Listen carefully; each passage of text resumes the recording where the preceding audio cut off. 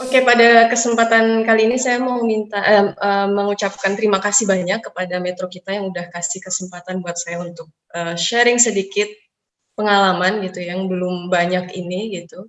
Mudah-mudahan bermanfaat untuk kita semua.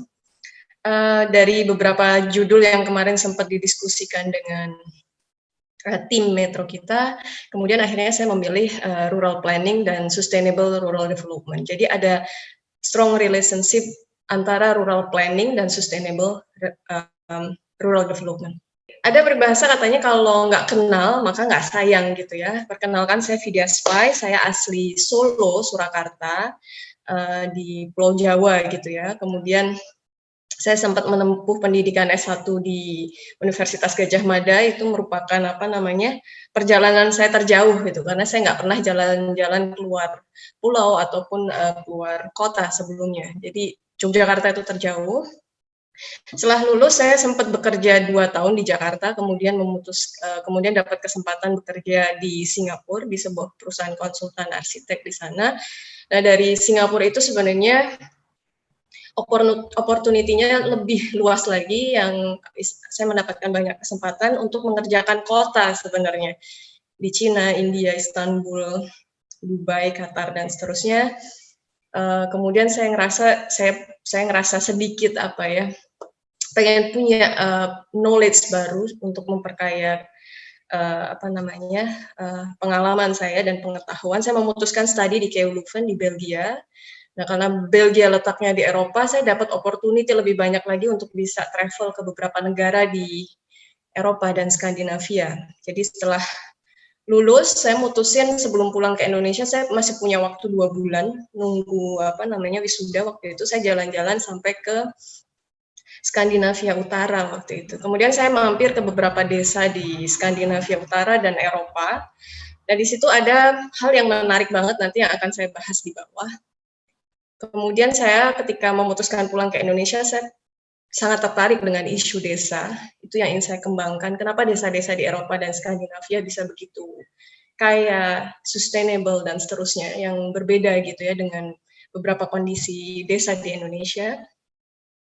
Kemudian ya sempat mampir juga ke South Africa, kemudian setelah pulang ke Indonesia mengerjakan beberapa desa di Indonesia malah justru diundang untuk presentasi dan juga punya beberapa apa namanya planning dan project di apa namanya Amerika ya, sempat mampir Washington DC dan California yang juga punya apa namanya kebijakan yang sangat baik berkaitan dengan desa.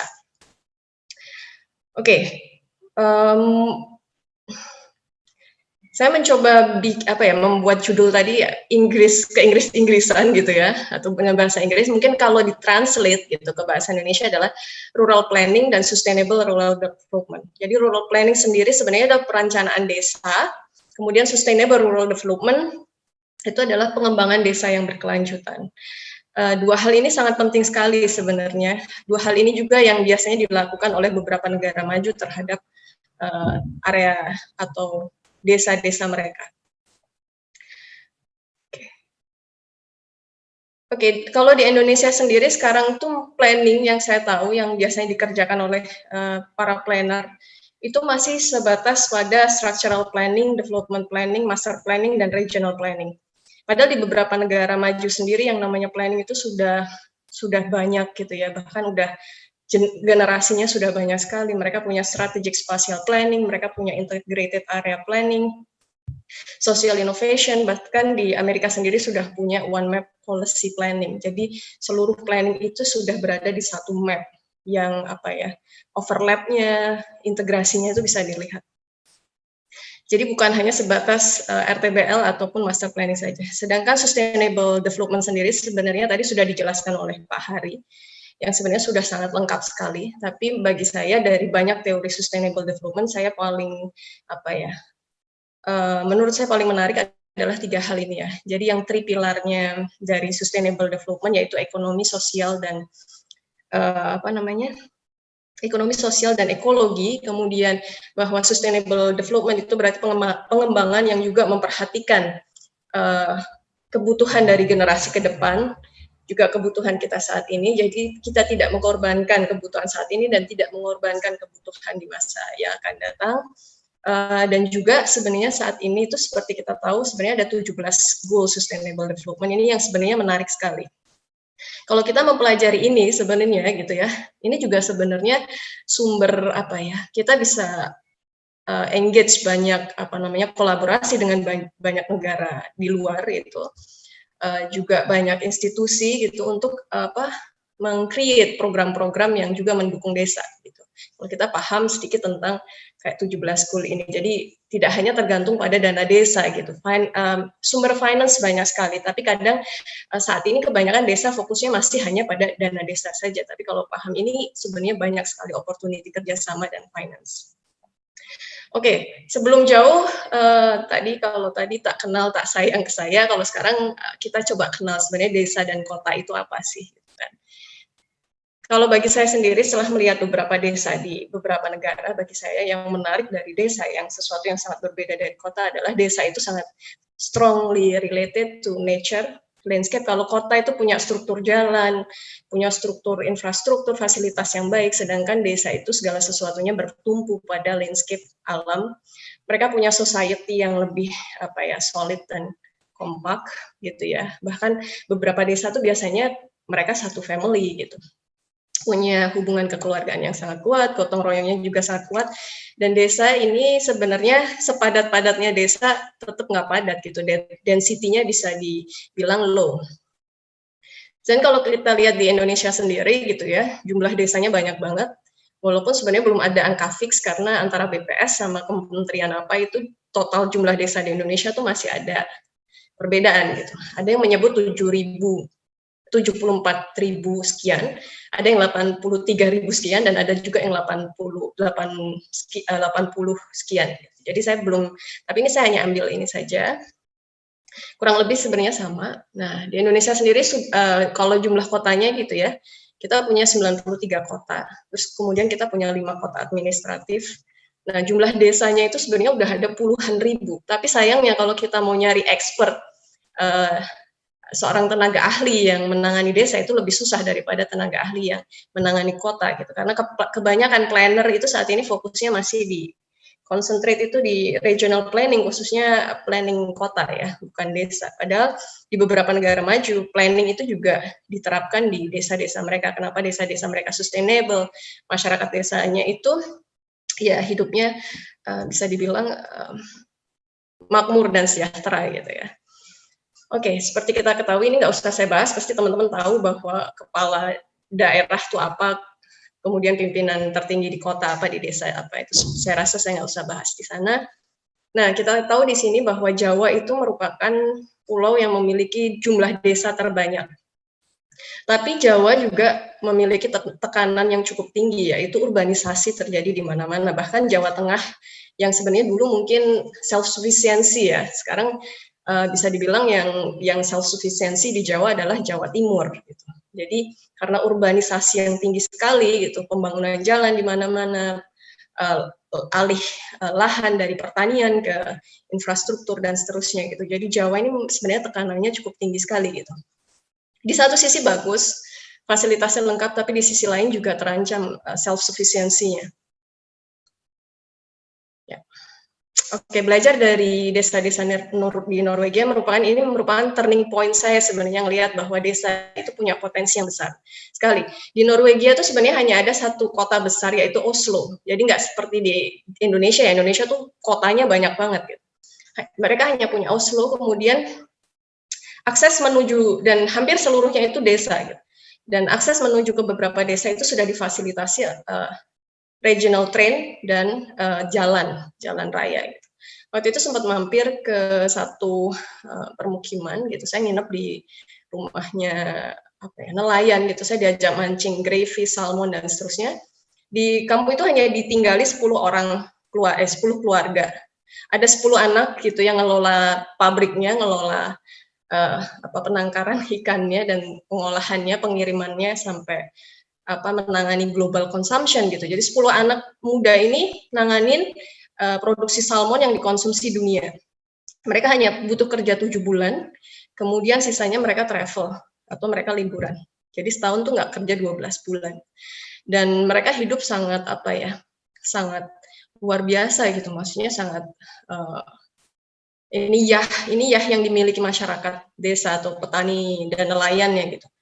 Kita ngelihat kalau di Indonesia untuk punya seragam aja kadang beberapa petani susah sekali gitu. Seragam untuk anak-anaknya ya, sekolah dan seterusnya. Ini kualitas housing yang ada di Norway memang mereka bisa dibilang low density, sangat low sekali. Jadi untuk area yang begitu luas jumlah populasinya hanya 10 gitu untuk menangani, tapi mereka bisa menangani global consumption.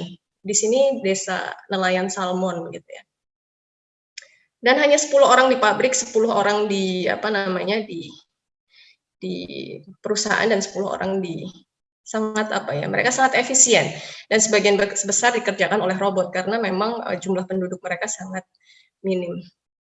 Ya seperti di desa di Indonesia, semua produksinya semua kebutuhan sehari-hari diproduksi sendiri dari roti, daging dan seterusnya. Kemudian kita ngelihat ke urgensi sebenarnya dari kondisi normal sebelum pandemik, tapi kita juga harus juga perhatikan beberapa isu dari pandemi karena ini juga terjadi saat ini gitu, yang juga meninggalkan beberapa impact di desa dan di kota gitu ya.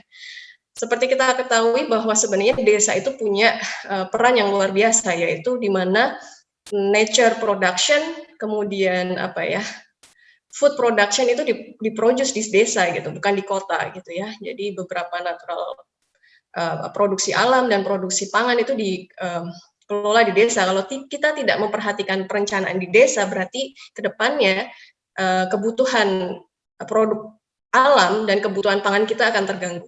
Apalagi kalau sampai kita terlalu tergantung pada asing gitu. Kita bisa dipermainkan gitu ya. Dari harga, kemudian kapasitas dan seterusnya. Ini saya ulang lagi, ini beberapa jumlah desa yang sebenarnya belum sama gitu. Tapi kita lihat jumlah kota yang begitu sedikit, tapi planner yang menangani kota banyak banget. Tapi jumlah desa yang segitu banyaknya untuk mencari seorang expert profesional atau planner yang menangani desa itu susah sekali gitu ya. Mungkin kalau kita suruh nyebut nama expert di kota itu kita bisa nyebut banyak banget, 100 nama mungkin langsung, tapi coba expert di desa itu. Nah, ini dalam satu buku yang menarik juga, Alvin Toffler gitu ya, bukunya judulnya Future Shock. Dia mengatakan bahwa di masa depan nanti itu banyak orang sebenarnya tinggal di desa, tapi mereka terhubung secara internasional gitu. Karena kemajuan teknologi informasi, bahkan mereka mungkin bisa mengelola beberapa industri yang dibutuhkan dunia. Ini seperti kita lihat kemarin gitu ya, kalau kita lihat grafik ini sebenarnya ini adalah grafik yang menunjukkan impact dari pandemi corona ini terhadap pariwisata. Tapi sayangnya saat ini di beberapa desa Indonesia itu proses perencanaannya masih proses perencanaan menjadikan desa itu menjadi desa wisata gitu.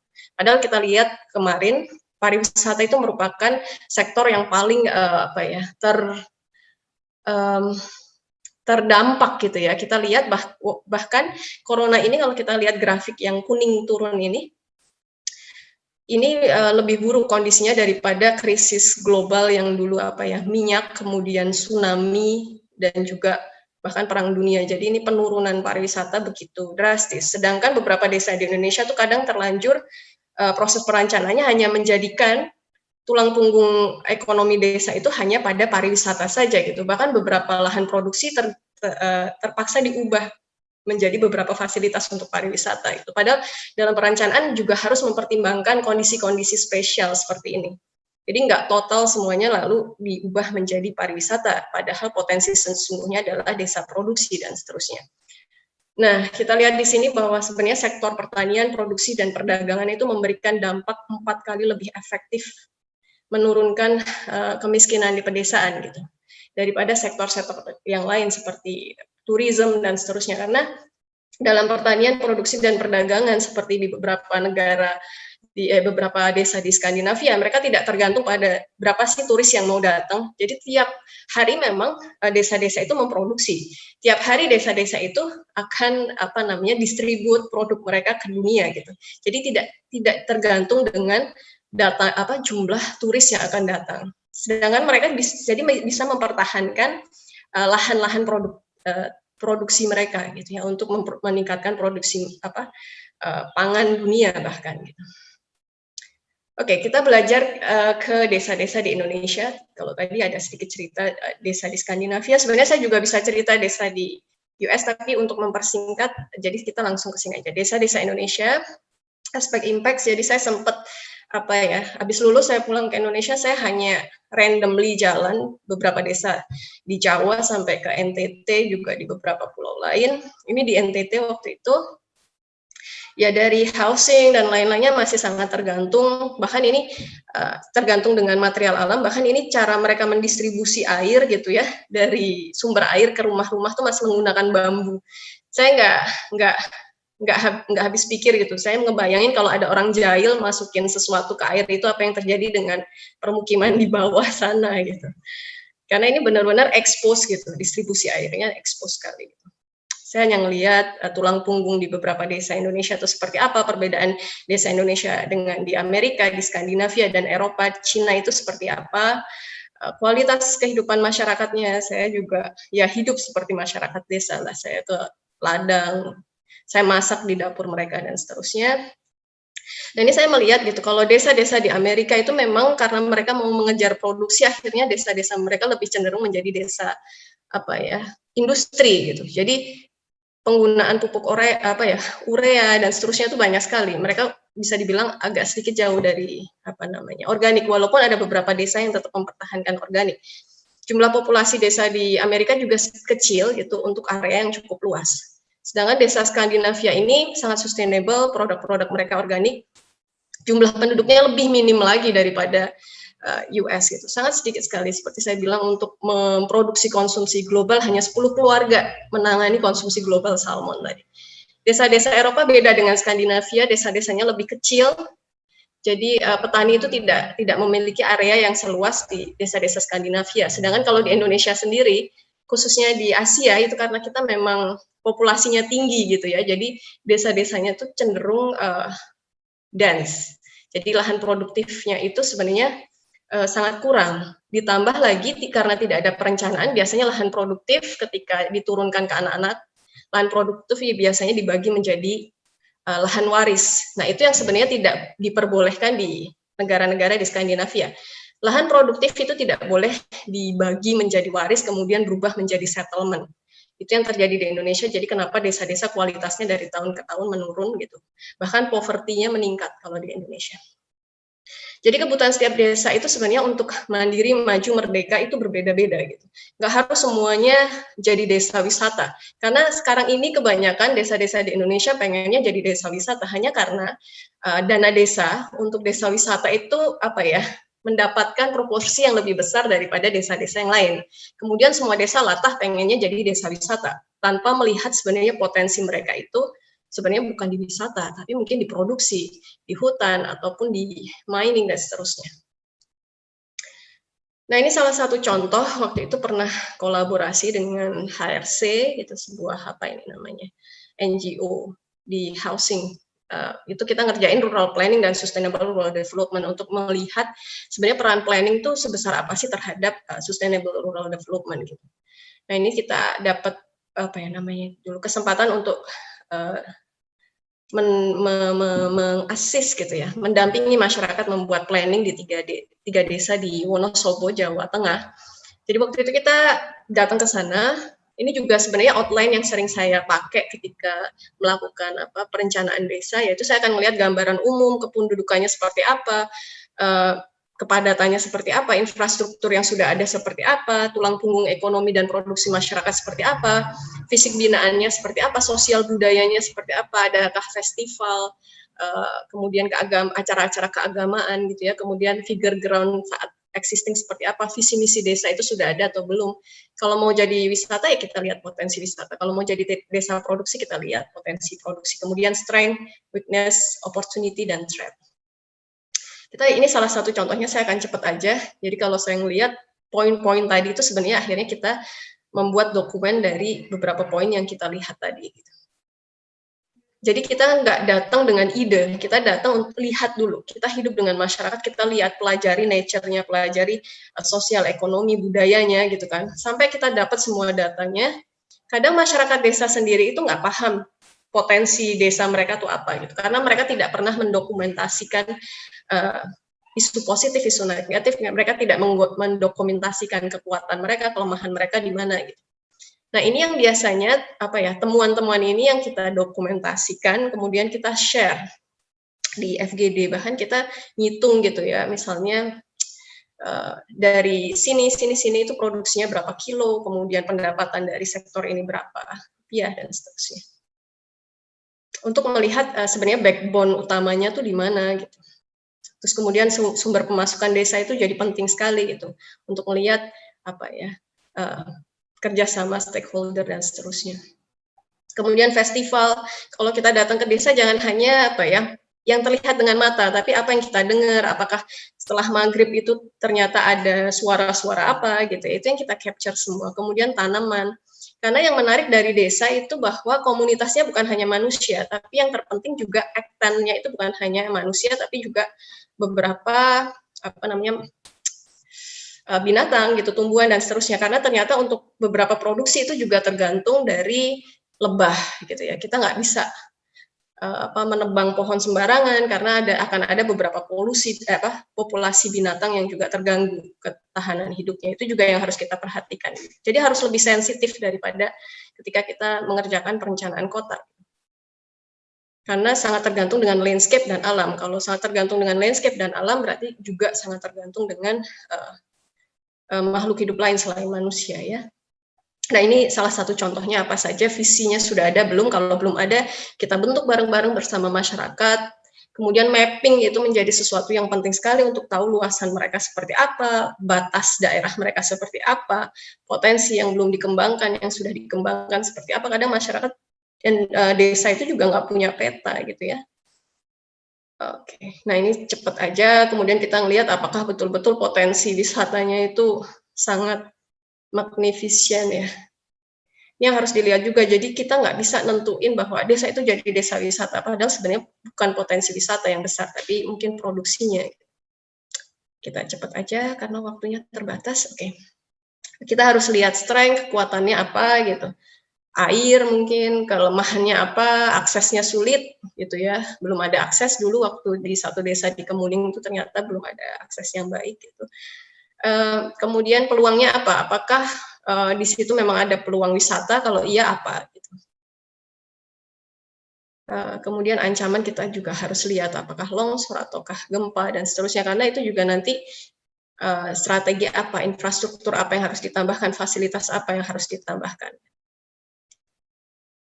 Oke, community participatory, karena kita balik lagi ke pembahasan kita adalah sustainable rural development gitu ya. Kalau kita pengen membuat sebuah perencanaan yang berkelanjutan, itu jangan membuat perencanaan yang based on planner-nya gitu, atau based on orang-orang yang pendatang gitu. Tapi perencanaan yang disesuaikan dengan orang-orang yang tinggal di sana. Jadi ketika para planner nggak lagi ke desa itu, masyarakat desa tuh paham gimana caranya meneruskan perencanaan ke depannya, gimana meneruskan pengembangan desa ke depannya gitu. Karena berkelanjutan itu berarti tidak berhenti di satu waktu, tapi sebuah proses yang terus-menerus gitu.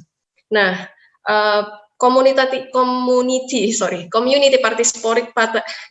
participatory ini menjadi satu pendekatan yang paling penting gitu untuk desa gitu, karena berbeda juga dengan kota gitu ya. Kadang kota itu pengembangan kota, lahan kosong dikembangkan development, kemudian pendatang, banyaknya citizen adalah pendatang, sedangkan di desa itu sebenarnya sudah ada komunitas yang tinggal di sana. Jadi kita harus engage dalam proses planning sehingga desanya pengembangannya lebih sustainable. Dan yang kita engage itu sebenarnya bukan hanya manusia, karena nature as an actant. Actant itu berarti aktornya bukan hanya masyarakat, tapi alamnya itu juga sebenarnya aktor yang harus dipertimbangkan. Kita harus melihat di situ ada pergerakan burung apa, lebah kemana, dan seterusnya. Kemudian penting juga yaitu bottom line government. Jadi bukan hanya community approach, bukan hanya komunitas saja yang dipertimbangkan, tapi juga local government dan regional government harus di-engage. Kenapa? Karena siapa tahu di pemerintah daerah atau pemerintah lokal itu dia punya program-program yang sebenarnya bisa dikaitkan dengan desa tersebut. Jadi selain community approach atau bottom up approach, juga bottom line government approach. Jadi kita mengengage pemerintah, mengengage stakeholder dan seterusnya. Dan ketika kita merencanakan desa gitu ya, sebaiknya sebagai arsitek dan planner itu kita jangan seperti arsitek dan planner di kota-kota besar. Tapi kita harus meletakkan diri kita sebagai asisten atau moderator atau fasilitator yang membantu proses masyarakat dalam menentukan perencanaan apa sih ke depannya yang baik untuk mereka. Karena kita nggak selamanya ada di desa itu. Nah, ini biasanya fokus group discussion itu kita akan melibatkan 2 pemerintah daerah, kadang juga 4, tergantung gitu. Kita akan mengkontak dulu regional government, kemudian kita juga akan meng-invite 2 tenaga ahli perencanaan, kemudian ada 2 fasilitator yang tinggal di sana melihat perubahan dari bulan ke bulan, kemudian ya biasanya kita ngelibatin 30 sampai 50. Ini masyarakat desa, bukan pemerintah desa. Kita ngelibatin 50 masyarakat desa. Ya, waktunya ya. Oke, kita ngelibatin masyarakat. Kalau bisa komposisinya yang female dan male juga dilibatkan, karena biasanya suara-suara ibu-ibu dan suara-suara bapak-bapak tuh beda. Jadi kalau FGD libatkan ibu-ibu juga. Nah, ini kualitasnya. FGD mereka ngelihat map mereka, kadang mereka nggak pernah melihat peta kondisi daerah mereka seperti apa. Nah, ibu-ibu dilibatkan, bapak-bapak dilibatkan. Kalau mereka nggak bisa ketemu dalam satu waktu, ya kita fasilitasi dengan 2 kali FGD. Mungkin ibu-ibu lebih suka siang, kalau bapak-bapak lebih suka malam gitu ya. Dan seterusnya. Kita dengar suara mereka, kita capture. Terus kemudian menentukan prioritas. Biasanya masyarakat desa tuh punya ide-ide yang banyak banget. Mereka punya keinginan yang banyak banget. Proyek-proyek yang pengen mereka bangun banyak banget. Tapi dengan melakukan planning itu kita sebenarnya bisa menentukan prioritas ya. Proyek mana yang biayanya terjangkau, yang paling urgent dan dibutuhkan, paling pengaruh besarnya, dan proyek apa yang sebenarnya ketika dibangun bisa membiayai proyek yang lain. Ini salah satunya, idenya banyak, tapi kita bisa nentuin prioritas ketika kita sudah membuat planning sebelumnya.